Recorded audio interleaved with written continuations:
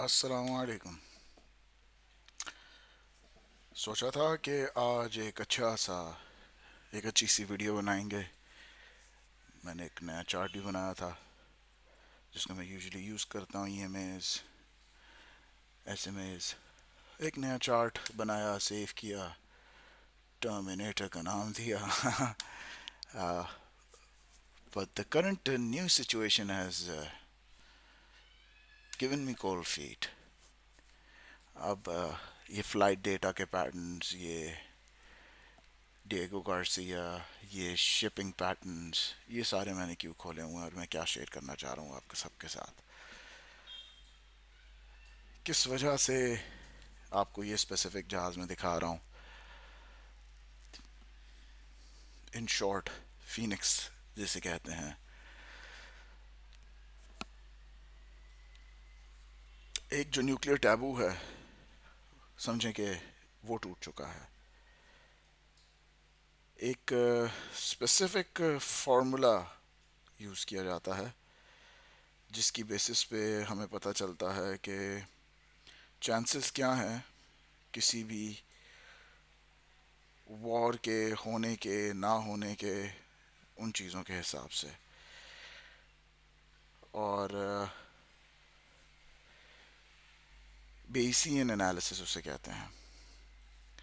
देखते हैं अगर वो यहाँ पर मैं आपके लिए सर्च कर सकूँ।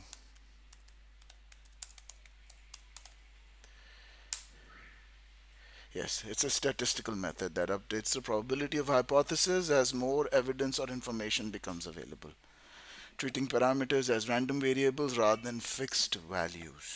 ठीक है, तो जिस तरह पैरामीटर्स और डेटा पॉइंट्स चेंज होते रहते हैं तो इसकी वैल्यू चेंज होती रहती है। अगर यहाँ पर ये फॉर्मूला आपको दिखा सके, यहाँ पर ये नहीं दिखा रहा। फॉर्मूले से आप बोर हो जाएंगे। इन शॉर्ट, अगर जब हम उस फॉर्मूला के अंदर सारी डेटा पॉइंट्स डालते हैं तो ये 0 to 1 के दरमियान के हमारे पास हमेशा नंबर्स आते हैं। जीरो का ऑब्वियसली मतलब कि सबसे कम लोवेस्ट प्रोबेबिलिटी है। 1 तक जो जितना उसके करीब जा रहा है इसका मतलब हाईएस्ट प्रोबेबिलिटी है।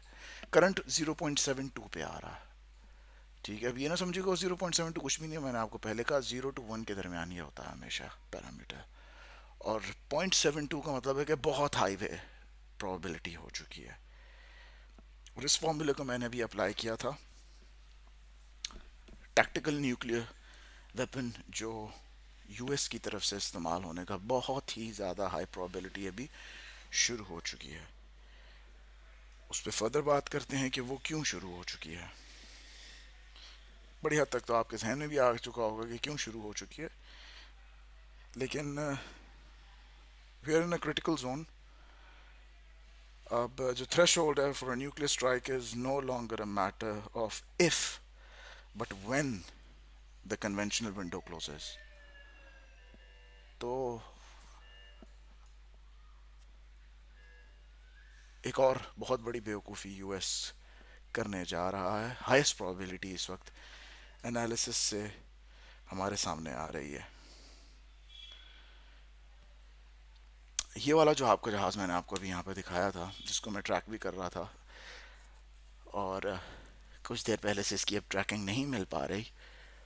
आप लोग भी इसे कर सकते हैं, फ्लाइट रेडार को यूज़ कर सकते हैं। सारी चीज़ें आप यहाँ देख सकते हैं। app.skyfi.com है, flightradar.com है, globe.adsexchange.com है और marinetraffic.com है। बड़ी अच्छी वेबसाइट्स हैं ये। फ़िलहाल मैं दो वेबसाइट्स को अलग अलग यूज़ कर रहा था, इन दो को इस जहाज़ के लिए। ये जहाज़ को स्निफर जहाज़ कहा जाता है, सूंघने वाला। क्यों इसे कहते हैं? इसका काम होता है कि कोई भी रेडिएशन के लेवल्स, आइसोटोप्स वगैरह, जब भी कोई न्यूक्लियर धमाका किया जाता है, कुछ भी किया जाता है, तो उसके लिए। अब यूएस ने अभी तक, यूएस और इसराइल ने कई हज़ार बम बरसा दिए हैं ईरान पे, और जो उनकी न्यूक्लियर साइट्स हैं उन पे तो बहुत ज़्यादा। और ये जहाज़ लगातार कल तक वहाँ ट्रैकर ट्रेस कर रहा था, क्योंकि अगर इसको मिल जाते कोई आइसोटोप्स वगैरह हवा में से, अब ज़्यादा करीब तो जा नहीं सकता S-400 की वजह से, तो जिस हद तक ये जा पा रहा था, और वो काफ़ी था जहाज़ के लिए ट्रैक एंड ट्रेस करने के लिए, तो हमें पता चल जाता कि डेटा इन्हें मिल जाती कि हाँ भाई, जो 300 400 500 मीटर पथरीले पहाड़ों के नीचे उन्होंने बनाए हुए हैं अपनी फैसिलिटीज, शहर के शहर उन्होंने आबाद किए हुए हैं, वहां तक आप पहुंच गए हैं। क्यों? न्यूक्लियर बस्टर अगर घिरता उस पर, सॉरी, बंकर बस्टर जो ये गिरा रहे हैं, एक से एक बम मारी जा रहे हैं, और अगर वो डैमेज होते तो रेडिएशन बाहर आती हूँ, रेडिएशन ये पिक कर लेता, उन्हें पता चल जाता कि काम हो गया। नहीं, कल तक ही इसकी ट्रैकिंग हो पा रही थी और काम नहीं हुआ था। अब टैक्टिकल न्यूक्लियर वेपन क्या है? टैक्टिकल न्यूक्लियर वेपन वो है जिसमें वो अपनी मर्जी का धमाका कर सकते हैं। बहुत लो यील्ड, मीडियम यील्ड, जिस किस्म की यील्ड का हो जाए। ये सिटी किलर, शहर किलर की बात नहीं हो रही, खुदा ना खास्ता। ये बात हो रही है कि अपनी मर्जी का एक कंट्रोल डेटोनेशन करें, जो एक कन्वेंशनल बॉम्ब जितना भी तगड़ा वो मार लें, जो वो मार मार के देख चुके हैं, नहीं अचीव किया जा पा रहा। तो एक टैक्टिकल न्यूक्लियर वेपन से पड़ाके उड़ जाएंगे उन पहाड़ों के नीचे, जो कुछ है तहस नहस कर दिया जाएगा।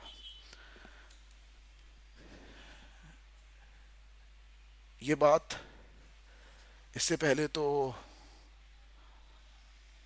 अनकन्वेंशनल न्यूज़ में चल रही थी, और मैं भी यहाँ ट्रैक कर रहा था, क्योंकि अनकन्वेंशनल न्यूज़ को ज़रा साथ साथ कन्वेंशनल के रखना चाहिए, क्योंकि ज़्यादातर आज के दौर में अनकन्वेंशनल न्यूज़ ही सही हो जाती है। 10 साल पहले जो कॉन्स्पिरेसी थ्योरी थी, आज के दौर में वो सच सच हो चुकी है। कन्वेंशनल न्यूज़ तो बस फीड किया जाता है हमें, जिस तरह जानवरों को चारा दिया जाता है। तो वो मैं देख रहा था कि इसमें क्या हो रहा है, और अगर ये ट्रैक हो पा रहा है, सब सेट है, इतना भी ख़तरा नहीं है। लेकिन आज से इसकी ट्रैकिंग नहीं हो पा रही कि ये जहाज़ कहाँ पे है। दूसरी एक और चीज़ जो मैं आपके सामने रखना चाह रहा था, क्योंकि और एक ही चीज़ के ऊपर नहीं होता, मुख्तलिफ डेटा पॉइंट्स इस फार्मूला में मैंने डाले थे। एक ये डेटा पॉइंट मैंने डाला था उसके अंदर, और एक मिनट में देखता हूँ मेरे नोट्स में।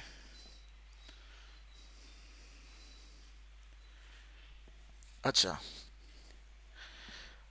जो ये बंकर बस्टर है, जो यहाँ से भी मैंने निकाला, ट्रैकिंग से भी इसको कंफर्म किया था, हाँ वैसे भी न्यूज़ वगैरह आ चुका था। ये B-52 बॉम्बर्स के शेल्टर्स हैं।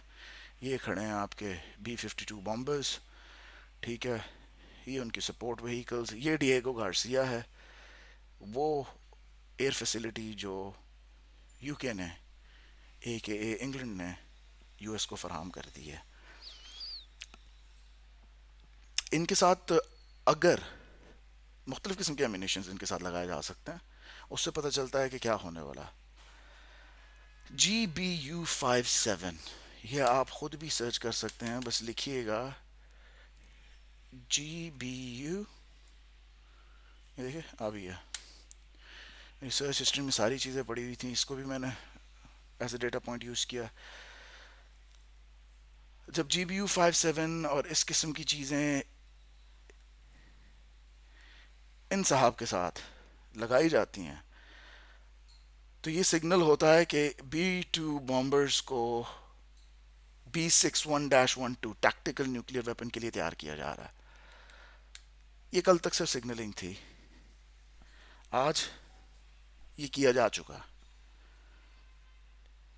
तो ये मेरा नज़र आ जाना चाहिए था यहाँ पर भी, B-61-12, ये देखें, ये भी मैंने डेटा पॉइंट के तौर पे यूज़ की। जब सारी चीज़ें डेटा पॉइंट में डाली हैं तो 0.72 एक में आया, और दूसरा फार्मूला बताता हूँ उसमें 0.86 आया। दोनों 0 to 1 की रेशियो में चलते हैं। हाई को छोड़ें, लो ऑप्टिमिस्टिक हो के लोअर पे भी हैं, तो लोअर भी लो नहीं है। 0.72 इज़ वेरी हाई। आम बंदे को समझाने के लिए बोलें तो 100 में से 72% चांस है कि टैक्टिकल न्यूक्लियर वेपन यूज़ की जाएगी। देखिए, आपको ये समझना पड़ेगा कि जब भी कोई ताकतवर, कोई पहलवान कॉर्नर कर दिया जाता है अपने से जान में कमज़ोर इंसान से, तो वो कोई ऐसी हरकत करता है जो अनइमेजिनेबल होती है, बेवकूफ़ाना होती है, उसके लिए भी नुकसानदेह हो सकती है, लेकिन वो करता है क्योंकि उसमें उसकी इज्जत, उसकी अना, उसकी प्रेस्टीज, उसके वक़ार, इन सारी चीज़ों पे वो उसको ले रहा होता है। यूएस एक जाइंट है, एक सुपर पावर है, और वो कॉर्नर हो चुका है। ट्रंप एक फनाटिक है, एक मैडमैन है। वो कॉर्नर हो चुका है। वो समझ रहा था कि वो आएगा, खामेनेई को शहीद करेगा, हेड ऑफ स्टेट्स को उड़ाएगा, 2 तीन दिन में हाथ मिलाएगा और बिठाएगा, और इलेक्शन कैंपेन में उसे यूज़ करेगा। अपनी ये जो एप्स्टीन वॉर उसने शुरू की है, एप्स्टीन फाइल्स वगैरह को भी ज़रा और दबाए रखेगा इन न्यूज़ वगैरह से। लेकिन ऐसा नहीं हुआ। ईरानी पीछे नहीं हटे। बेवकूफ़ था, थोड़ा सा समझ लेता है ईरानियों को। तो अब ये जो B61-12 टैक्टिकल न्यूक्लियर वेपन है, ये फुल कुल आपके एक नहीं, दो नहीं, तीन नहीं, 4 B2 बॉम्बर्स पे लगा कर रेडी सेट गो के मोशन में जेट्स आपके खड़े हैं। ये आप सर्च कर सकते हैं, ये बेतहाशी वेबसाइट्स हैं, वो आपको सारी चीज़ें बताएंगी।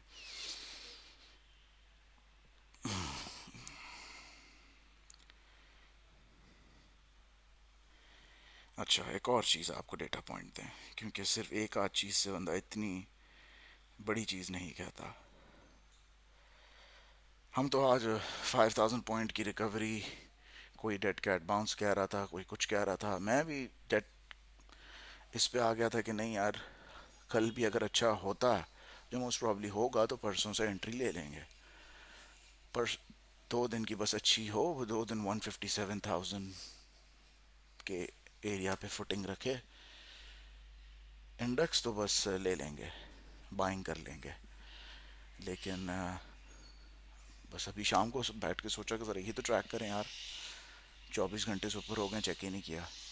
जब चेक किया तो न्यूज़ सिनेरियोज 24 घंटों में बिल्कुल चेंज हो चुके हैं, 180 डिग्री हो चुके थे। देखें, बेसिक्स तब रिकवर करता है जब ऑयल सप्लाई स्टेबल हो। लेकिन फोर्डो पर P61-12 न्यू गिरता है तो ब्रेंट क्रूड $150 क्रॉस कर जाएगा। हमारे एनर्जी स्टॉक्स, E&P सेक्टर, सिर्फ वो नहीं, पूरी की पूरी मार्केट एक दिन नहीं, कंटिन्यूसली लोअर लॉक्स पे जाएगी।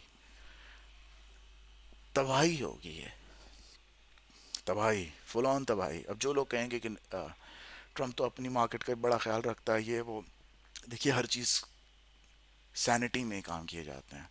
जब एक इंसान, मैंने कहा एक पहलवान को आपने कॉर्नर कर दिया, पर उसकी इज्जत पे आ गई है। क्योंकि अगर यहाँ से जिस तरीके से बेड़ा गर्क कर दिया ईरान ने इसका, और वॉर ऑफ एट्रिशन में ईरान ही जीतेगा। यूएस अगर अपना इस तरह ब्लडी नोज लेकर टूटे हुए दांत के साथ वापस जाता है तो ख़त्म ना। इतनी आसानी से तो सुपर पावर हार नहीं मानेगी ना। कभी भी कोई सुपर पावर ख़त्म हुई है, कोई भी पावर ख़त्म हुई है हिस्ट्री में देखें, कितनी बड़ी तबाही के बाद वो एक पावर ख़त्म होती है। वर्ल्ड वॉर 2 देखें, वर्ल्ड वॉर 1 देखें, इससे पहले जो 1000 साल ब्रिटिश एम्पायर थी उसे देखें, तो ख़त्म होते होते भी वो तहस नहस मिलियंस खा जाते हैं। तो आपको क्या लगता है, ये इतनी बड़ी पावर ये ऐसे ही जाएगी? ये हिस्ट्री को फॉलो नहीं करेगी, ये भी हिस्ट्री को फॉलो करेगी। तो हमने ट्रैक किया है कि डिएगो गार्सिया में MHU-196 हैवी लोडर्स मूव हो चुके हैं। ठीक है, ये मैंने आपको नहीं बताया था। MHU-196,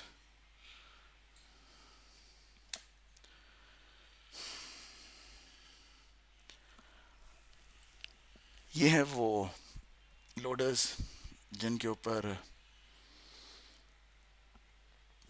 ये weapons, nuclear tactical nuclear weapons move की जाती हैं। अभी हर चीज़, एक एक चीज़ जब आपकी आती रहती है ना कि B2 बॉम्बर आगे से क्या मतलब टैक्टिकल न्यूक्लियर वेपन आएगी? नहीं, और भी बहुत चीज़ आ सकती है। लेकिन उसके साथ मैंने आपको एक चीज़ दी, ये भी आ गई। उसके बाद मैंने आपको बताया ये भी आ गया। उसके साथ उसको जो मूव करने का सामान है वो भी आ गया। और ये सारी चीज़ें हमें इस वक्त रिलायबल, 100% रिलायबल, ये एक अनकन्वेंशनल रिसोर्सेज से नहीं, कन्वेंशनल सोर्सेज से हमें मिल रही हैं। इसकी दो चीज़ें हैं। एक, फ़िलहाल ये आपको यूएस खुद बता रहा है, और ये आपको नहीं, ईरान को बता रहा है कि सुधर जाओ, मैं यहाँ तक आ चुका हूँ।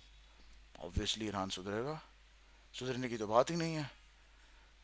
आपने बदमाशी की, आपने ज्यादती की, अब आपको भुगतना पड़ रहा। आपने उनके साथ क्या कर दिया? स्टेट के लीडर को तो शहीद करना बनता ही नहीं था।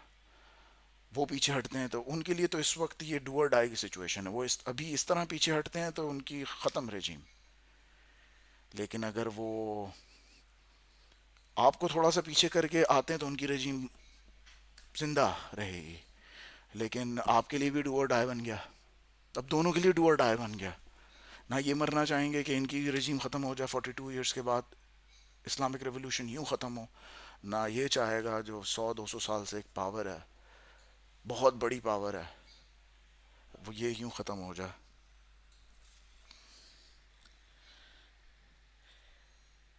तो मैं तो ये कहूँगा कि यस, कल सुबह 1917 AM ओपन पर नज़र रखें। स्टॉप लॉसेस के साथ जिस जिसने काम करना है करें। मैं तो फ़िलहाल बाय करते करते रुक गया हूँ। अगर आपका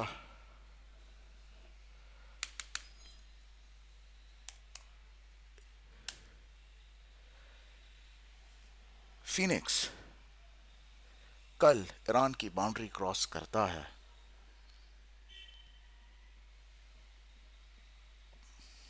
देखिए ये सारी चीज़ें मैंने आपको बताई हैं, यहाँ पर आई भी हुई हैं। तो अपनी पोजीशन स्टॉप लॉस के साथ लेकर चलें और खिसकने के लिए तैयार रहें। इस वक्त वो इन्वेस्टर इन्वेस्टर वाली गेम नॉर्मल सिनेरियोज में होती है। इस किस्म के ग्लोबल इवेंट्स जब आपके सामने आ रहे हो तो वो इन्वेस्टमेंट इन्वेस्टमेंट सब घुस जाती है।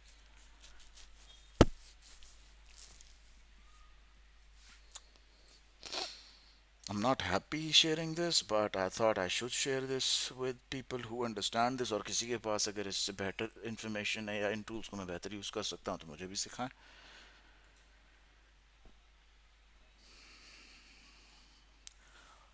और फर्दर डेटा के साथ और चीज़ों के साथ फिर आऊँगा। वीडियो काफ़ी लंबी हो गई है, और भी डेटा पॉइंट्स हैं मेरे पास, और भी चीज़ हैं जिससे ये चीज़ फर्दर स्ट्रेंथन होती है कि यूएस रेडी है। बस इशारा देने की देर है।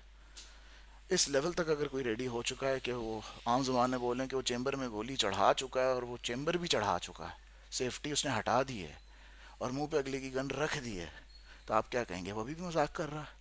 नहीं, उसने सिर्फ अपनी उंगली हिलानी है और वेपन चल जानी है। ये सिचुएशन इस वक्त यहाँ बन चुकी है, बहुत सिंपल करके अगर समझाऊँ। टेक केयर गाइस, अल्लाह हाफिज़।